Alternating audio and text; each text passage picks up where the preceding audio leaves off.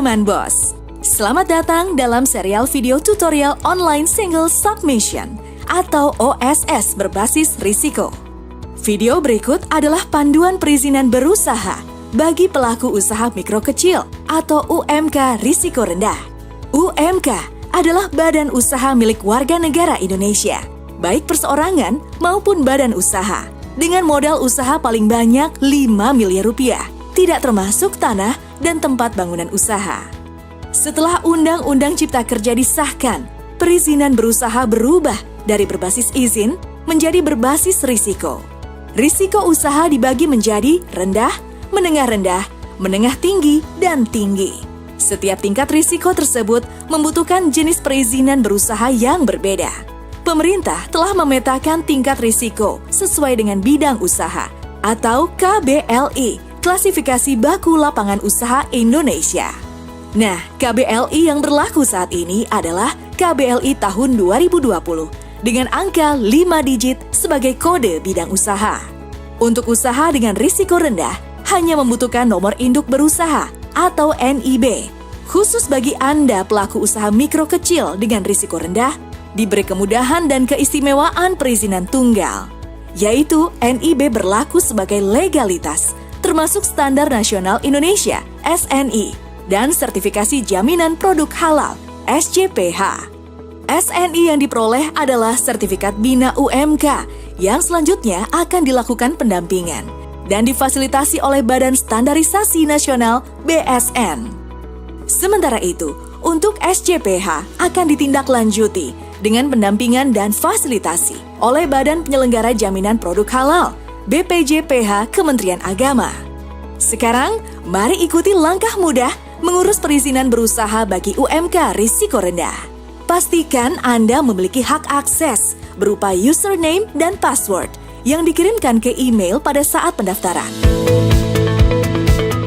Kunjungi oss.go.id menggunakan laptop, komputer, atau smartphone Android. Lalu pilih Masuk di bagian kanan atas. Masukkan username dan password beserta CAPTCHA yang tertera dan klik tombol Masuk. Selanjutnya, isi formulir dengan lengkap dan benar.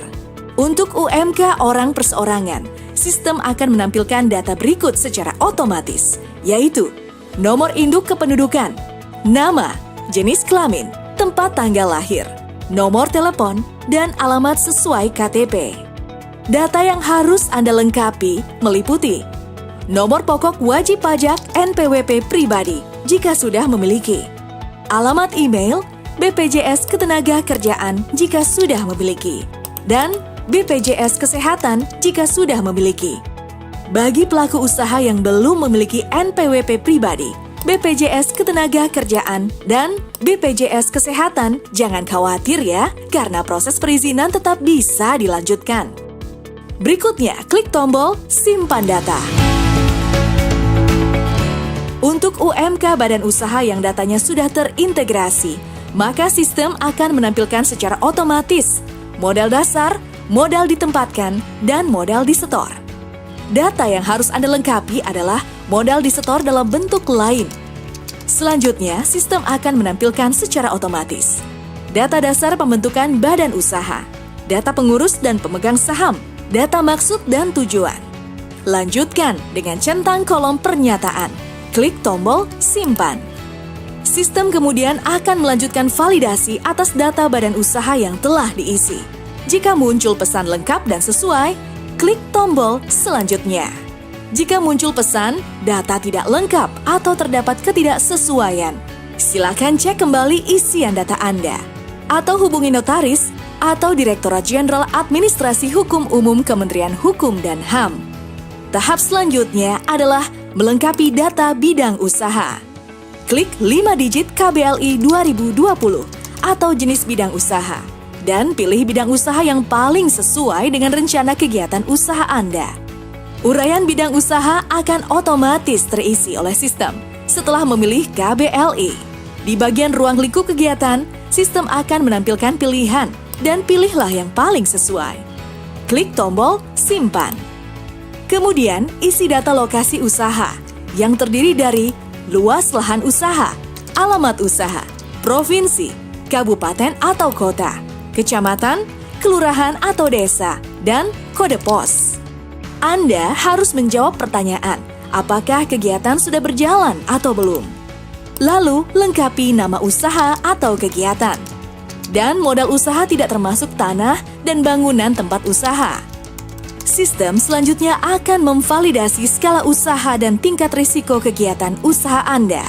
Lanjutkan dengan mengisi deskripsi kegiatan usaha dan jumlah tenaga kerja Indonesia. Bagian terakhir yang harus dilengkapi adalah jenis produk atau jasa dan kapasitas per tahun. Lalu klik tombol simpan.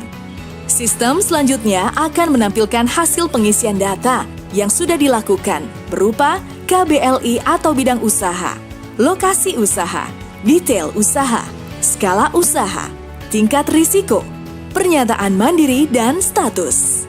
Klik tombol proses perizinan berusaha. Baca, pahami, dan centang pernyataan mandiri yang mencakup keamanan, keselamatan, kesehatan, dan lingkungan hidup atau K3L. Kesediaan memenuhi kewajiban SNI dan SCPH jika produk termasuk yang wajib SNI dan halal. Pernyataan usaha mikro dan usaha kecil terkait tata ruang. Dan surat pernyataan pengelolaan lingkungan atau SPPL. Kemudian klik lanjut. Sistem akan menampilkan draft nomor induk berusaha NIB. Silakan periksa kembali. Jika sudah sesuai, centang kolom pernyataan dan klik tombol terbitkan perizinan berusaha. Nomor induk berusaha atau NIB berhasil terbit. Selanjutnya, Anda dapat melihat, mengunduh, dan mencetaknya. Jangan lupa like dan subscribe OSS untuk mendapatkan informasi-informasi bermanfaat lainnya ya. Terima kasih, teman bos.